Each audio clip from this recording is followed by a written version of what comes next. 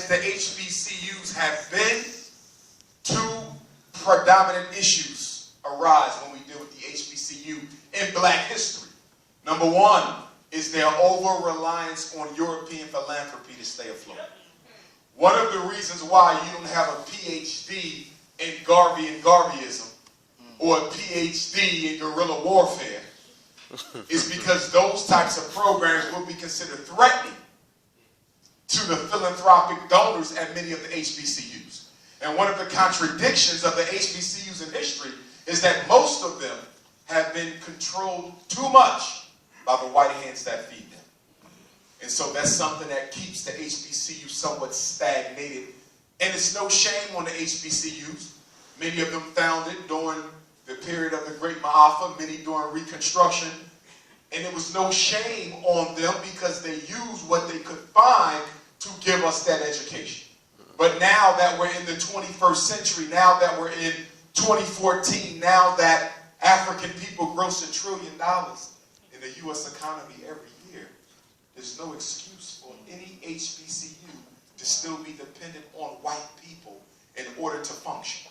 With all the celebrities we have, with all the mega entertainers that we have, with all of the super athletes that we have, why do we have HBCUs still dependent on white philanthropy, even without the rich blacks? The fact that we gross $1 trillion in the social order collectively as a people, why can't we use our money and finance our schools ourselves so they can be the institutions that we need them to be? See, that's one of my messages here tonight. One of my messages to you young people tonight is we need a paradigm shift.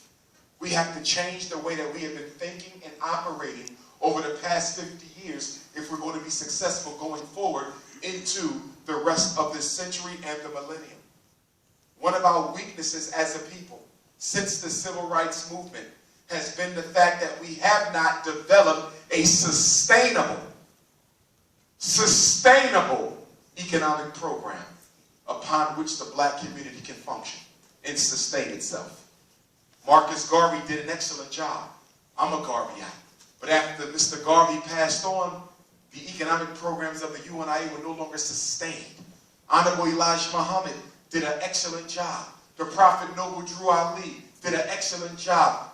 But after they passed on, many of the economic programs that they tried to build were no longer around a generation after their death. It's one thing to talk about history. It's a good thing to talk about your culture. But one thing we tend to forget during Black History Month, and one thing we tend to forget during Kwanzaa, is that economics is a part of culture too, not just beating the drums. A strong political foundation is a part of culture too, not just locking your hair and giving yourself an African name. If we're going to keep settling for the superficial aspects of culture, then history will remember us as a generation of African hypocrites. The reason we're in the condition we're in is because we don't have sustainable political economic programs. Isn't it ironic that we know everything about African history? Isn't it ironic we can quote Malcolm and quote Garvey and we can quote Lumumba and quote Nkrumah, but you don't own a school on which you can put their name? You don't own a ship on which you can put their name? You don't own a hospital on which you can put their name? Your job, our job, is to give our people that sustainable economic and political program that we need. I was over in Europe last month speaking in the Netherlands, Amsterdam and Rotterdam. I didn't know they had black people in the Netherlands. But I'm flying back to America from Europe, so I picked up the Wall Street Journal, which you all should read on a regular basis. And why do you need to read the Wall Street Journal? You said that's all about money and Wall Street. Well, it is. But we also know that the reason why the Europeans' hands is in Africa the way that it is because it wants Africa's resources. So by following the Wall Street Journal, you can almost predict when the next so-called African Civil War is going to take place, because wherever the hot spots are is where the European is in there stealing. What he does is he comes in and he finances two different gangs to fight for control of the resources. And it doesn't matter who wins, he wins because they've given it all to him. So you need to read the Wall Street Journal. But this particular article, January 22nd, that was the day I was on the plane coming back. January 22nd, if you want to reference it, the article talked about how the gap between the rich and the poor in the world's richest country countries is growing increasingly wider. They talk specifically about America, London, France, South Africa, China. These are the big nations of the world, economically speaking. And of course, we know they all sustain themselves as a result of Africa's resources. But what it said was that in these countries, the college degree is increasingly becoming irrelevant. It said the gap between the haves and the have-nots is getting wider. It said that the top 1% of the richest people in America made more in 2013 than the bottom 75%. It said basically the future in countries like America is only going to be for three types of people. Hear me well. Number one, those who come from a family with intergenerational wealth that they can pass down. Most of us don't come from that. I grew up in poverty, North Philadelphia, dead, broke, and poor. Not poor, but po, no R either. Okay? So I don't come from intergenerational wealth. That's the first condition. You have to come from families with money so you can make it. Second, you have to be an entrepreneur. You have to perfect the art of working for yourself. That's my second message to y'all tonight. I hope you're not coming to Bowie State thinking that you're just going to do well here, graduate, and go find a job and live happily ever after. Those days are over. You have to take your degree and remix it into a business for yourself. If you're studying social work, you better be telling me about your private practice that you're going to be starting. If you're studying pre-med, you better be telling me about your hospital or clinic that you're going to be starting. You an engineering major, you better be talking about your own firm that you're going to be starting. Don't think that you're going to be able to finish here and go and work for white folks for the rest of your life and live happily ever after. Those days are over. You must be thinking entrepreneurship. It's the only way for us. And then there was one other criteria. So they said you would need to come from intergenerational wealth. You would need to be successful business-wise. Or you have to have access to capital. Now this is the most important one for me. You know why? Because I get tired of people saying that the reason why black people are in the condition we're in is because we're lazy. They say that the Chinese and the East Indians and the Arabs and the Latinos can come to America and build up in 5 years what black people couldn't do in 500. They say, how is it you let them come into your neighborhood and open up a supermarket? How is it you let them come into your neighborhood and open up hospitals? You people are lazy. Stop blaming white supremacy. Look at what these other non-white people are doing in America. But brothers and sisters, you got to look a little bit closer. The reason the Chinese man could come to Baltimore, the reason the Arab could come to Baltimore, the reason the East Indian could come to Baltimore and build up quicker in 5 years than you could in 500 is because he has access to capital. When he shows up on America's shores, he either has a loan approved from his native land, or he can easily get one from Wells Fargo or Bank of America. The same banks that routinely deny you and me will give it to them. Why? Because they have a track record of exploiting the black dollar. So the reason we're in the condition we in ain't because we want to be. It's because we don't get access to the capital we need. Everyone in this auditorium has a business idea that could potentially make you a multimillionaire. You would never even heard of Steve Jobs if someone didn't give him the money he needed to make Apple a reality. You would have never even heard of Bill Gates unless someone gave him the capital needed to make Microsoft a reality.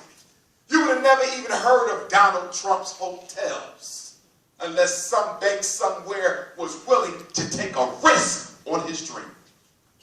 But where can black people go to find that type of money? For someone to take a risk on our dreams. We routinely get redlined. Read the statistics.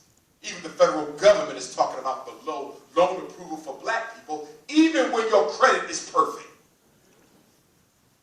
You might have an idea for an automobile that rivals Mercedes-Benz, but what good is it if you can't get a $30 million loan? You might have an idea for a superstore that rivals Walmart, but what good is it to test the idea. That's what keeps us back. One of the things you all are going to have to resist, especially as college-educated blacks, you're going to have to resist the propaganda that's going to try to make you think that the reason we're in the condition we're in is because we choose to stay. What did Billy Fuller tell us about racism? He said, first, white supremacy gets established. Then it gets maintained. It gets expanded. What is the final stage of white supremacy development? Refinement. I need y'all to understand what that means. The stage of refinement of white supremacy basically says that the new racism is to ignore that there is any. Refinement is when white supremacy doesn't look like it's white supremacy. Refinement is when white supremacy operates on Bowie State's campus, and you can't even call it that because it's working through a black face. That's the new racism. You got to be able to see beyond the color in front of you to the color of the person calling the shots. Which means also that every last one of you in here is going to have to make the decision. As a college-educated African in America, you're going to have to make the decision as to whether or not you're going to live your adulthood as a bourgeois or as a member of your community. That's right. Some of you have already metamorphosed into bourgeoisies. You're beyond being brought back. You've already floated away. Am I wrong? Some of y'all see this as you go through college, right? You come in as a freshman, everybody's grassroots, sophomore, some people start getting away from being black, junior, some of them want to be just like white folks. Senior year, you can't even recognize them anymore. That bourgeois mindset. Doesn't matter if you go to a black school or a white school, you got just as many bourgeoisie becoming here as you have on any white campus. You got to resist that because the black bourgeoisie is white supremacy's #1 strategy against black folks. You want to know why we're still in the condition we're in? Because most black folks are politically ignorant to the fact that the gatekeepers are no longer white, they're black. Next Thursday, I'll be in Detroit at the Charles Wright Museum. I was asked to keynote a panel discussion on the 50-year anniversary of the Civil Rights Movement. This is 50 years since the 1964 Civil Rights Bill. 64 to 2014, 50 years. And I'm going to talk on how much progress we've made and have not made since then. And if I'm going to honestly talk on the progress or lack thereof of the Civil Rights Bill, I'm going to have to talk respectfully on how we as Africans in America have allowed the sexual agenda to supplant us as a more greater priority in this country. You have allowed people to confuse your identity with their behavior. And now you don't even hear discussions on black civil rights anymore. Have you noticed? Nobody's talking about black violation of human rights. It's all about Latino, gay, immigrant. You don't even matter no more, and it's partly your fault because somebody made you think that you got to love everybody else's struggle as much as your own. And as long as you do that, you will always finish last. You better understand something, that until you become unapologetically African, you won't be able to get anything done for your people. When an Arab walks in that door, he walks in as an Arab. When a European Jew walks in that door, he walks in as a European Jew, proud, representing himself, his people, and no one else. When the Latinos walk in, they walk in proudly as Latinos, representing their culture, no one else. When the Anglo-Saxon walks in, when the Italian, the Irish, when they come to the door, they represent their people.